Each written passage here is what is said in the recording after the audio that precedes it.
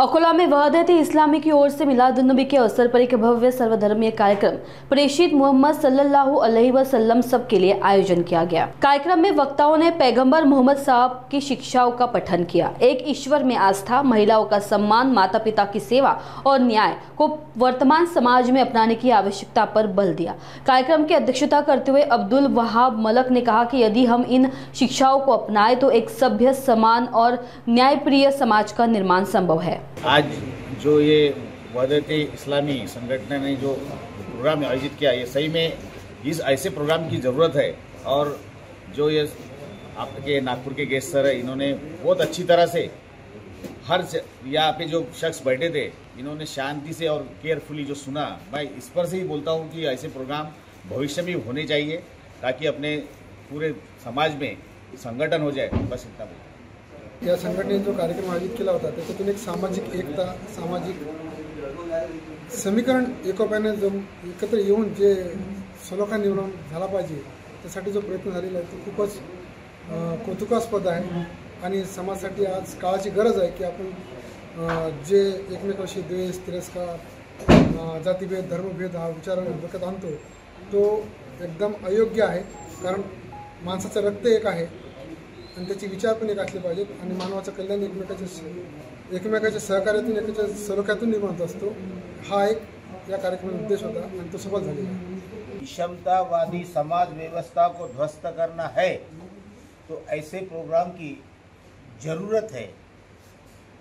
व्यक्ति की प्रतिष्ठा, राष्ट्र की एकता और एकात्मता जोड़ने के लिए ऐसे प्रोग्राम की जरूरत है।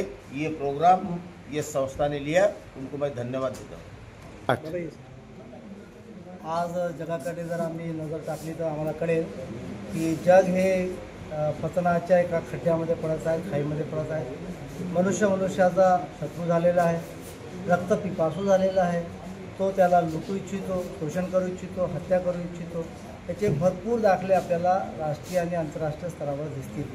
अशा काळामध्ये भूतकाळामध्ये काही घटना होत्या का? त्या घटनांचा मग जे आहे समस्याचं निवारण कसं झालेलं आहे याचा जर सखोल अभ्यास केला तर आपल्याला वेगवेगळ्या काळामध्ये वेगवेगळे लोक आलेले आहेत आणि त्यांनी मानवाच्या कल्याणाकरिता काही सूत्र सांगितले आहेत, काही नियम सांगितले आहेत। याच शृंखलेमध्ये आदम अलैहिस्सलामपासून तर जे आहे ईसा अलैहिस्सलामपर्यंत वेगवेगळ्या काळामध्ये वेगवेगळे थोर पुरुष आलेले आहेत, संत महात्मे आले, ऋषीमुनी आलेले आहेत। त्यांनी हे निवारण करण्याचं कार्य केलेलं आहे। अल्लाहची खूप कृपा आहे की त्यांनी भौतिक सुविधांसोबत आध्यात्मिक सुविधाची व्यवस्था केलेली आहे आणि म्हणूनच शेवटचे प्रेषित मोहम्मद सल्लल्लाहु अलैहि वसल्लम यांना या जगामध्ये पाठवून सांगून दिलेलं आहे की आता याच्यानंतर प्रेषित येणार नाही, आता याच्यानंतर कोणताही इष्टदूत येणार नाही, संदेश येणार नाही। मोहम्मद सल्लल्लाहु अलैहि वसल्लम हे अंतिम प्रेषित आहे आणि जगाच्या प्रत्येक व्यक्तीला जर काही आपल्या समस्याचं निवारण करायचं असेल तर त्या व्यक्तीला प्रेषितांचं जीवन समजून घेणे, वाचणे, अंगीकार करणे आणि त्याच्यानुसार चालणे हे जर त्यांनी जर केलं तर तो आपल्या समस्यांचं निवारण करू शकते। आणि म्हणून म्हटलेलं आहे की माकाना मुहम्मदुन अबा हातिम मिन रिजालकुम वलाकिन रसूलुल्लाह व खातमुन नबिय्यीन। सांगितलं हे लोक लक्षात घ्या, मोहम्मद सल्लल्लाहु अलैहि वसल्लम जे आहे प्रेषित हे तुमचे बाप नाही, तुमचे या जगातील फादर नाही, ते आमचे अंतिम प्रेषित आहेत आणि त्यांची कास धरा, त्यांच्या शिकवणीची कास धरा, त्यांच्या ज्या काही कथन आहेत त्यांची कास धरा आणि तुमचं कल्याण करा। आणि म्हणूनच आमचे सर्व बांधव जे आदमचे लेकरं आहेत, आदमपासून आमची उत्पत्ती झालेली आहे, सर्वांचे आई वडील एक आहेत, सर्वांचे रंग, त्यांची भाषा, त्यांचं राहणीमान, त्यांचं भौगोलिक प्रदेश जरी वेगळं असेल तरी आमचे ते भाऊ आहेत, बंधू आहेत, भगिनी आहेत, बहिणी आहेत आणि त्यांचं कल्याण होणं, त्यांचं कल्याण या जगामध्ये झालंच पाहिजे, त्यांचं जीवन चांगलं झालं पाहिजे। यासाठी अशा प्रकारच्या कार्यक्रमातून प्रेषितांनी मानव जातीला काय दिलेलं आहे हे या कार्यक्रमाच्या माध्यमातून सांगण्यात आलेलं आहे। आमचा जो मंच होता विविध प्रकारच्या क्षेत्रातील लोकांचा होता।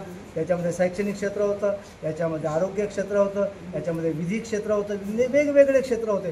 ते सर्व मान्यवरांनी आपले विचार मांडलेले आहेत आणि या सर्व कार्यक्रमाच्या माध्यमातून आम्ही एकच जे आहे त्यांच्याकडे आव्हान केलेलं आहे की प्रेषितांच्या जीवनावर एक तरी पुस्तक वाचून पहा, कदाचित आमचं जीवन बदलवायला तेच कारणीभूत ठरेल। आणि म्हणूनच आज स्लोगन आहे की प्रेषित मोहम्मद सल्लल्लाहु अलैहि वसल्लम सर्वांसाठी, सर्वांच्या उद्धारासाठी, सर्वांसाठी, सर्वांचं जीवन परिवर्तन